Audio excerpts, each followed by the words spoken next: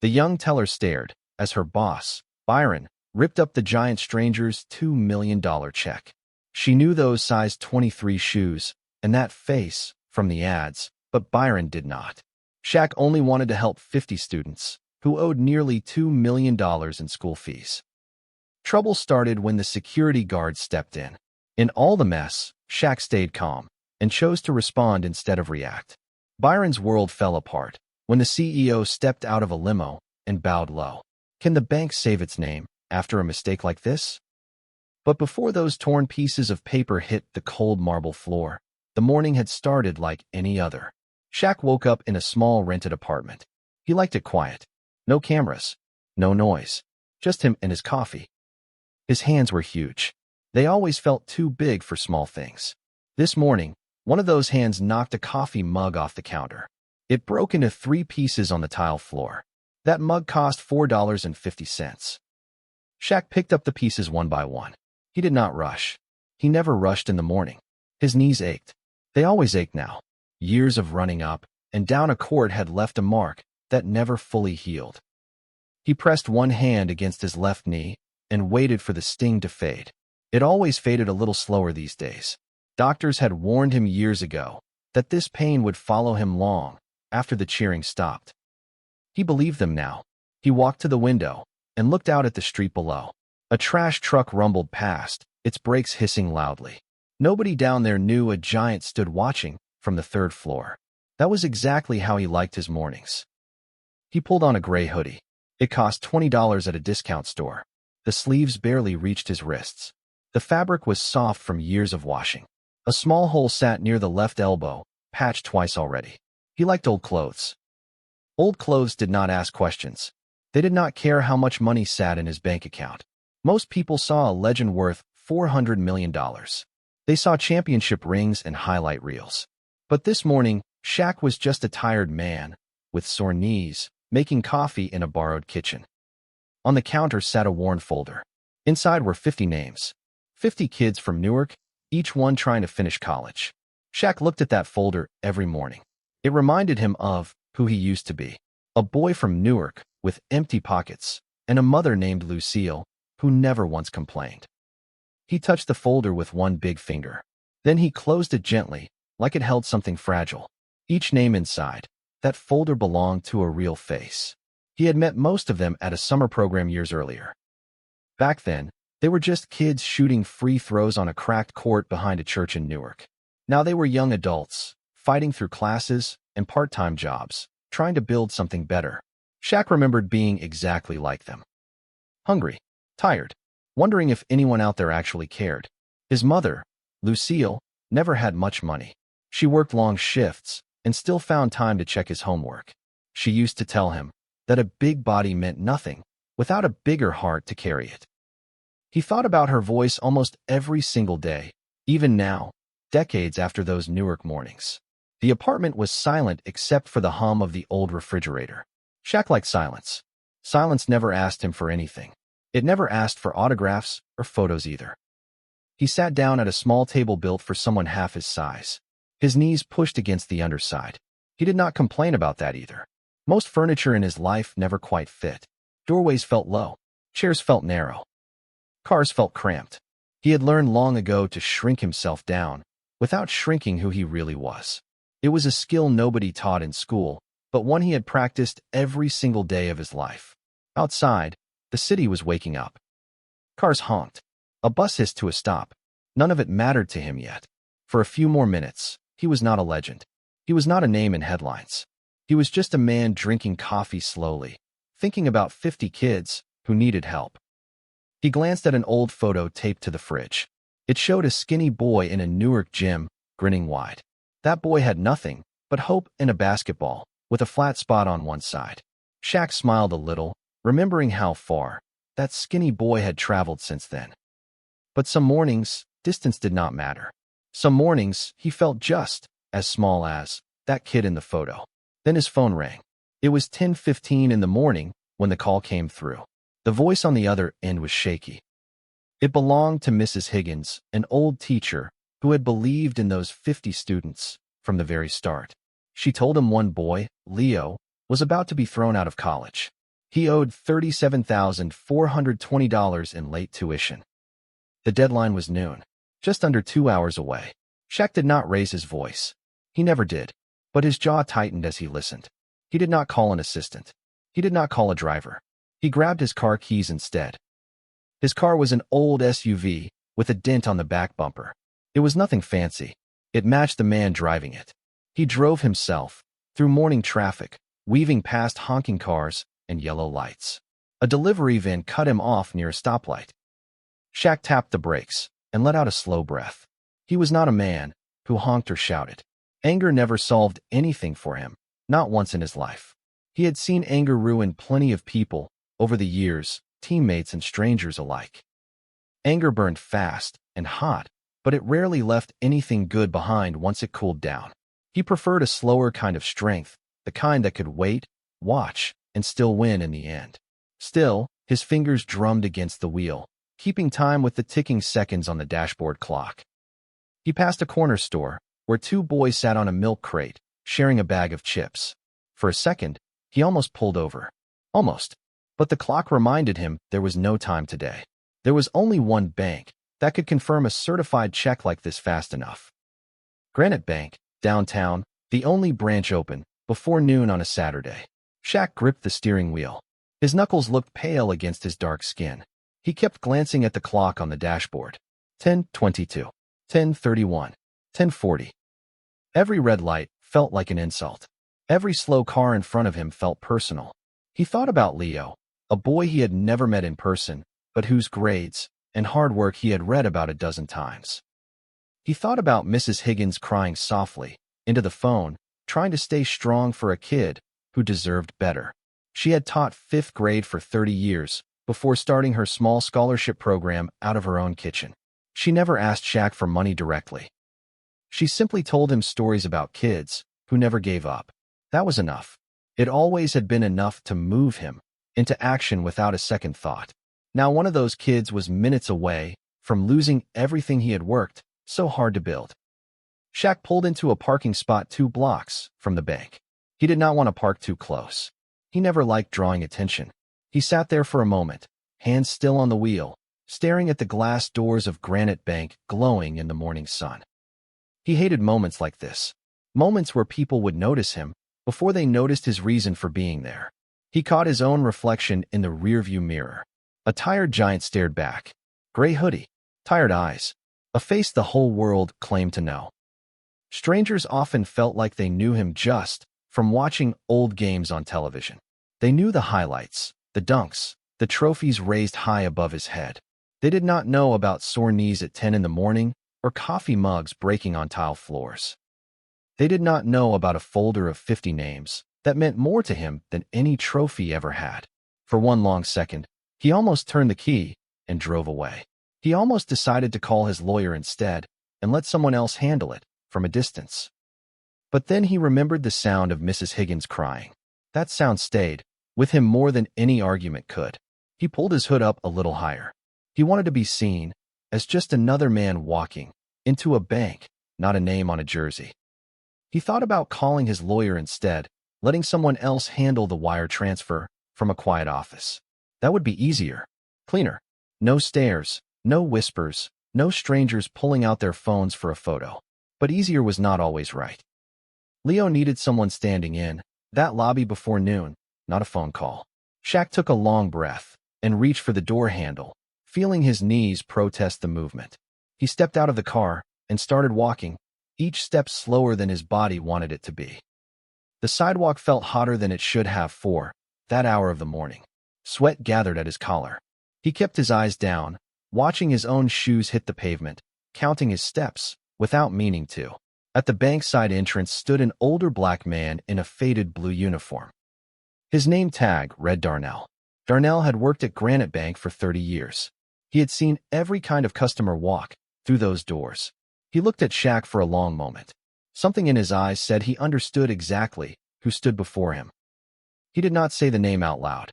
He never would have. Instead, he simply smiled and held the door open a little longer than usual. That small gesture meant Shaq did not have to duck his head as low as he normally did. Darnell leaned in slightly and said, Storm's rough today, but eagles still fly above the clouds, sir. Shaq paused. Those words landed somewhere deep, somewhere close to the memory of his mother's kitchen in Newark. He gave Darnell a small nod. It was the only thanks he allowed himself to show. Darnell had seen plenty of important people walk through those doors over 30 years of service.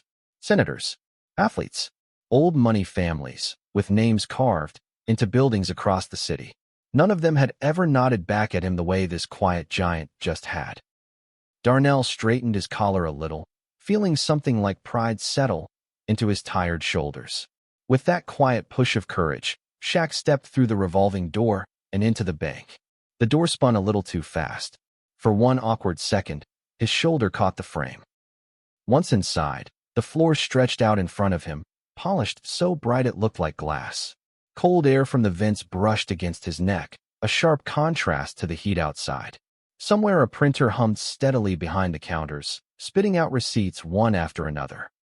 The whole place smelled faintly of fresh paper and expensive cologne, a smell that never quite felt welcoming. A row of framed awards hung near the entrance, each one celebrating another record quarter of profit. None of those awards mentioned kindness. None of them mentioned patience. Shaq noticed that right away. Shaq had walked into rooms like this before, rooms built to impress rather than to help. He could see his own reflection staring back up at him from the tile. A big man in a gray hoodie, standing out among rows of navy blue suits. People glanced up from their phones and papers. Nobody said a word, but plenty of eyes followed him. He walked to a small kiosk and pulled a number from the machine.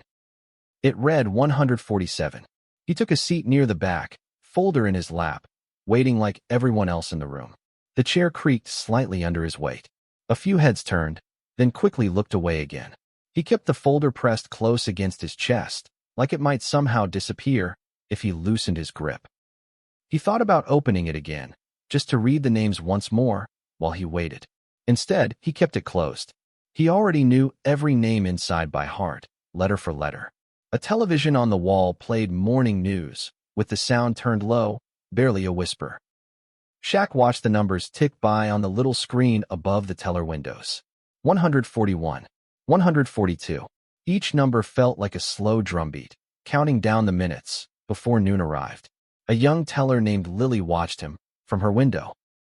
Her father had been a die-hard basketball fan his whole life. She recognized those shoes before she recognized the tired, familiar face. Size 23 sneakers were hard to mistake.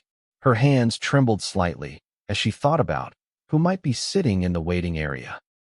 Her father had raised her on old game tapes and worn-out jerseys from a team 3 states away. He used to say that some players were more than athletes. They were proof that hard work paid off.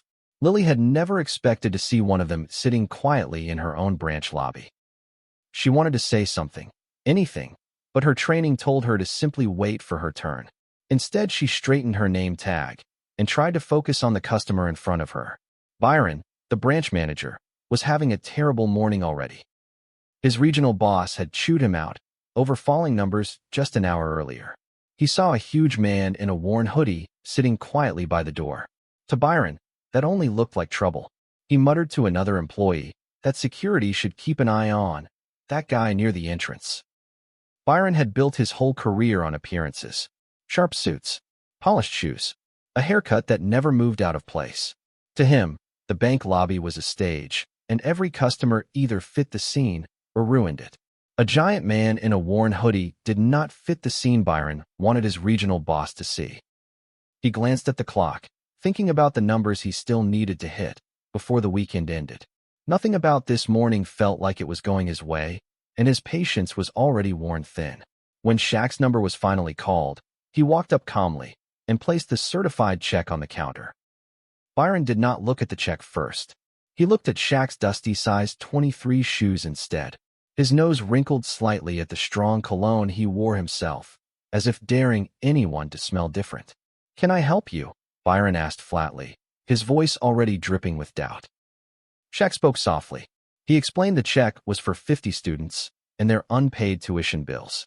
Byron's eyebrows rose. He glanced at Lily, then back at the massive man across the counter. Something about the moment did not sit right with him. He decided this needed closer attention. Byron had climbed his way up, from teller to branch manager, over 8 long years. Every step of that climb had taught him to trust suits more than faces, and numbers more than stories.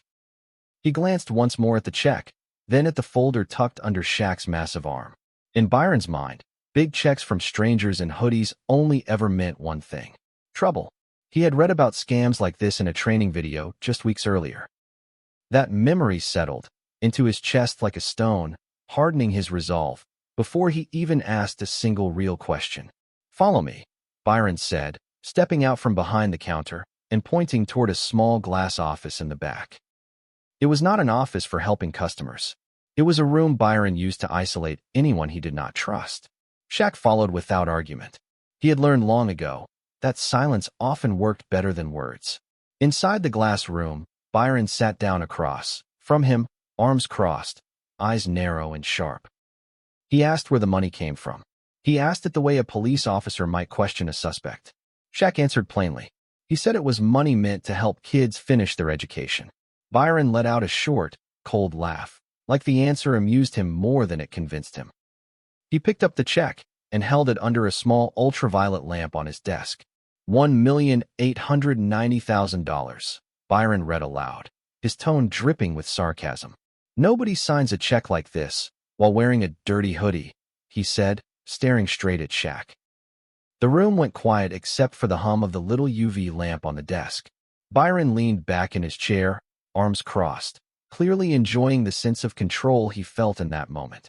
He had questioned plenty of nervous customers before, and most of them folded quickly under pressure.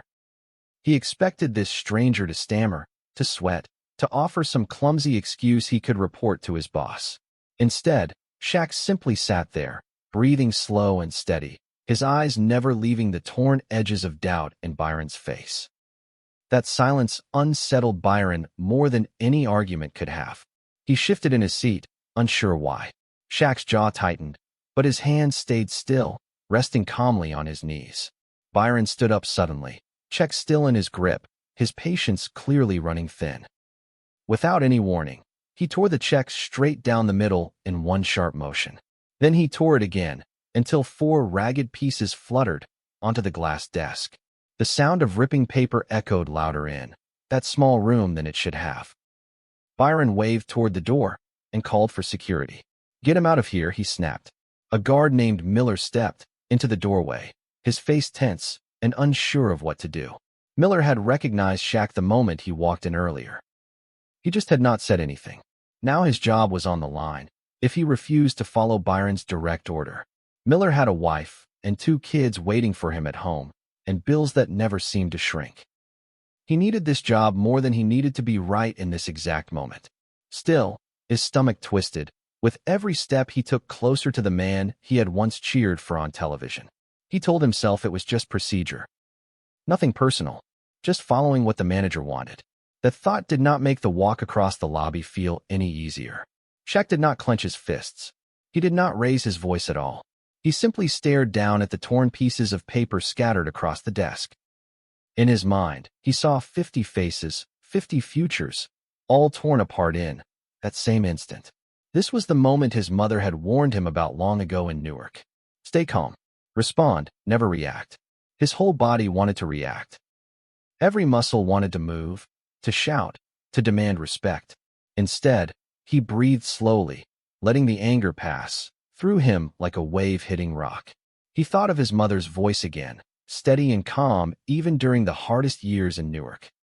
She used to say that strength was not about winning every fight in the room. It was about choosing which fights actually mattered and walking away from the rest with your head high. This felt like one of those moments she had warned him about long ago. He kept his hands open at his sides, palms loose, refusing to let this room turn him into someone he was not. Miller stepped closer, reaching out one hand toward Shaq's massive arm, still hesitant and unsure. Just then, the front doors of the bank burst open with a loud, sudden crash. A woman named Mrs. Gable rushed inside, tears streaming down her tired, sunburned face. Her credit card had been swallowed by a machine while she tried to pay for her son's medicine. She was desperate, pleading loudly for anyone to help her fix the mistake right away. Her son had a fever that would not break, and the pharmacy down the street was closing soon. She had counted every dollar in her purse twice already, hoping she had miscounted the first time. Now the machine had swallowed her only working card, and nobody behind the counter seemed to care. Her voice cracked as she begged an employee near the door to just let her explain. Byron stormed out of the glass office and told her harshly to leave the building. Shaq moved first. He stepped between Byron and the crying woman without saying a single word. For the first time that morning, his size was not a burden. It became a shield. He was not protecting his own money now. He was protecting a stranger who had none. That single act said more than any name tag or highlight reel ever could. Right then, a black Cadillac pulled up outside, tires screeching softly against the curb. A tall man in a sharp navy suit stepped out and walked briskly toward the entrance. His name was Julian Vanderbilt, and he owned Granite Bank from the top down. Julian rarely visited branches in person. He preferred spreadsheets and quarterly reports over lobby floors. But something in a phone call from corporate security that morning had pulled him out of his usual routine. A flag had gone up somewhere in the system about a large check being processed at this exact branch. He had rushed straight from breakfast, still adjusting his tie, as the Cadillac pulled up outside. He had come for a surprise inspection, something he rarely did on a Saturday morning. The moment Julian stepped inside, his eyes landed on the giant man near the counter. His face changed instantly, shifting from calm confidence to something close to shock and worry. He walked straight past Byron, without even glancing his way, which stunned everyone watching closely. "Dr. O'Neill," Julian said, bowing his head slightly. "What are you doing in this waiting room?" The words hit the lobby like a thunderclap. Byron's confident posture crumbled in an instant. Every employee in the room turned to stare, mouths open, eyes wide with disbelief. Lily covered her mouth with one hand, her earlier suspicion now confirmed completely. Byron's face went pale. His hands, moments ago so sure of themselves, began to shake. The room felt smaller suddenly, the air thicker, every eye in the lobby fixed on him now. He thought about running the numbers back in his head, searching for some way to undo the last 5 minutes. There was no way to undo torn paper. There was no way to undo a name spoken out loud. He tried to speak, but no words came out of his tight, dry throat. Shaq did not smile or gloat. He simply looked at the torn check still on the desk. He asked Lily to bring tape from her station so the check could be pieced back together. She hurried over, hands trembling, and carefully taped each ripped edge with quiet focus. Byron started to apologize, stumbling over every word, sweat forming along his collar. Shaq raised one hand, calm but firm, and Byron's apology died in his throat. He was not interested in sorry words from a man who had shown no respect earlier. Sorry words came easy once someone learned who you were. That was never the kind of respect he wanted. Real respect showed up before anyone knew your name, not after they were afraid of it. That lesson had followed him since childhood, back when kindness from strangers meant everything. Instead, Shaq turned to Julian and made one simple, direct request. He asked Julian to move his entire personal account away from Granite Bank immediately. The account held more than $100 million, more than enough to shake any bank.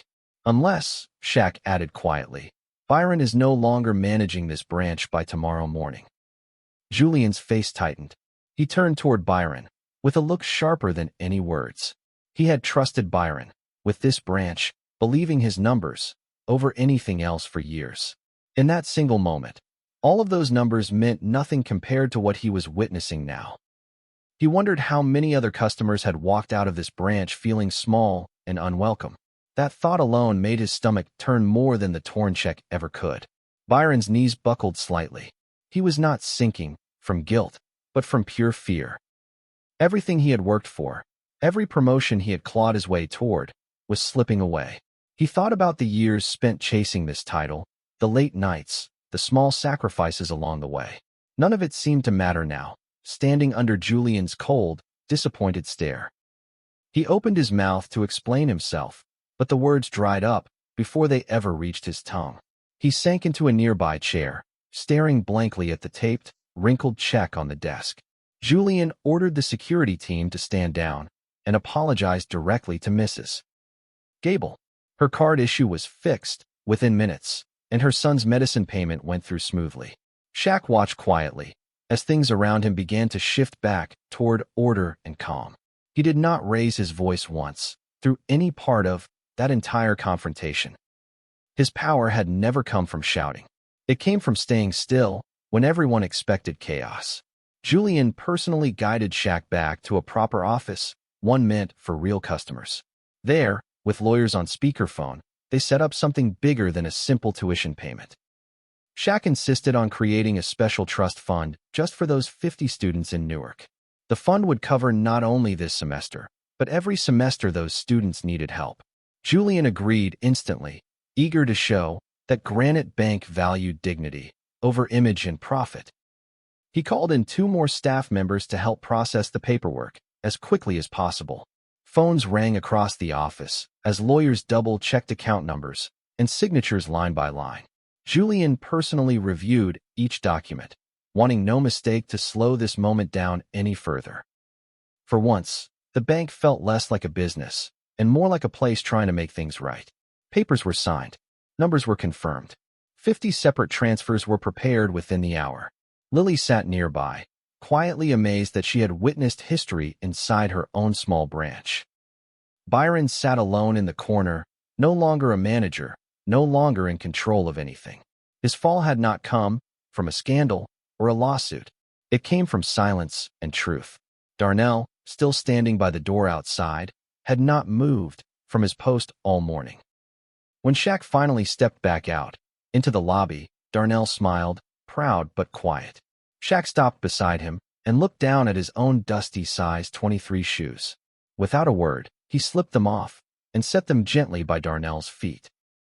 They fit better on a man who already knows how to carry weight, Shaq said softly. Darnell laughed, surprised, but accepted the gift with both hands, holding it like treasure. Shaq walked out of Granite Bank barefoot, the hot Newark sidewalk warm beneath his feet. He did not feel embarrassed. He felt lighter than he had in a very long time. Behind him, inside the bank, 50 phones buzzed at almost the exact same moment. Each screen lit up with the same simple message: tuition paid in full. Mrs. Higgins read hers, through tears, hands shaking as she called each student one by one. She sat at her kitchen table, the same table where this whole scholarship program had started years earlier. Every call ended the same way, with a student laughing or crying or both at once. By the time she finished the last call, her voice was hoarse and her heart was full. Leo, sitting outside the registrar's office expecting bad news, stared at his phone in shock. He had spent the whole morning rehearsing what he would say when they asked him to leave. He had a bag packed by the door, just in case there was nothing left to argue. Now, staring at those 4 words on his screen, he could not find his voice to speak. A classmate nearby asked if he was okay. He could only nod and turn the phone around to show her. He would not be leaving college today. He would be walking to his next class instead. None of the students would ever know the full story behind that single message. They would only know that somehow someone believed in them enough to fight for them. Inside Granite Bank, the taped check sat framed behind glass on the lobby wall. A small note beneath it read simply, "Dignity does not come from a suit." Every customer who walked in after that day would pause and read those words. Most of them never knew the full story of who tore that check apart. A few curious regulars asked the tellers about it, but the staff kept the details simple and kind. They said only that a man once stood up for someone who could not stand up for herself. That answer seemed to satisfy most people, and somehow it felt like the truest part of the whole story anyway. They only knew a lesson had been left behind, quiet and permanent, in that frame. Byron eventually left the bank for good, taking a much smaller job across town. He rarely spoke about that Saturday morning, though he never forgot the sound of tearing paper echoing in his ears. Lily was promoted within the year, known for the steady calm she showed under pressure. She kept a small photo near her station, a reminder of the day Dignity walked in wearing a hoodie. New employees at the branch always asked her about that photo during their first week. She told the story slowly, every single time, never once leaving out the part about the torn check. By the end, most of them looked at their own customers a little differently, a little more carefully. Lily liked to think that one Saturday morning had quietly changed the way that whole branch treated people. Darnell still worked the same door every single morning, now wearing shoes far too big for him. He stuffed the toes with paper and wore them proudly anyway, calling them his lucky pair. Customers sometimes noticed the oversized sneakers and asked him about it, with a curious smile. Darnell would just chuckle and say a giant once passed through and left something behind.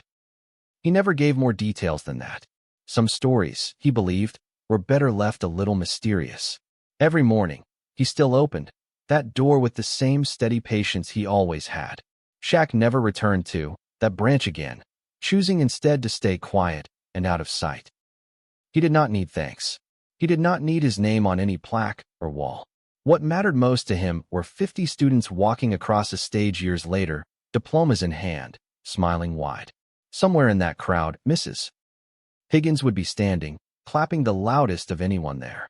And somewhere far from any spotlight, a barefoot giant would carry that memory quietly, the way he always did. Not as a story about money, but as a story about a promise kept, quietly and fully. Leo eventually graduated near the top of his class, and he never forgot the message that saved him. Years later, he started his own small scholarship fund, modest but steady, built the same way Mrs. Higgins had built hers. He never learned every detail of that Saturday morning at Granite Bank, only the outcome that changed his life. Sometimes he would tell his own students that help does not always look the way you expect it to. Sometimes it wears a gray hoodie and asks for nothing in return, because true power was never about being seen. It was about showing up anyway.